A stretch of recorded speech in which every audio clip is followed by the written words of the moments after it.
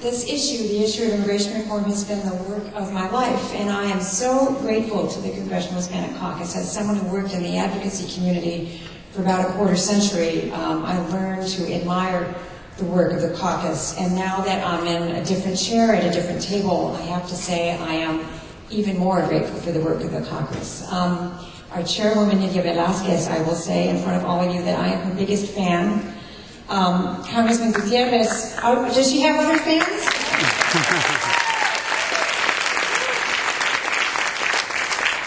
Congressman Gutierrez I have known since he was a Chicago alderman and I was working for the Archdiocese, and he's been a moral voice as well as a legislative force on this issue that I'm personally very grateful for.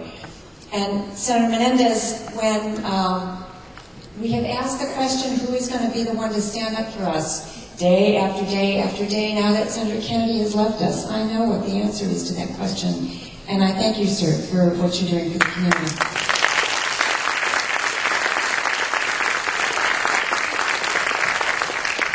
So my day job is to run the Office of Intergovernmental Affairs at the White House, which means that I work with governors and mayors and county officials and state legislatures and tribal governments and territorial governments. And my job is to make sure that the federal government and those state and local governments are working together in sync to bring the kind of change that the president has talked about so much.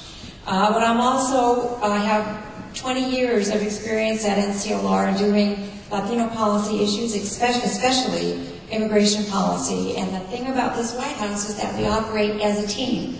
And we leave no resources on the table when it comes to really addressing our priority issues. And that is why I'm very fortunate to be sort of part of the Domestic Policy Council as we work on immigration reform and other issues that affect the Latino community.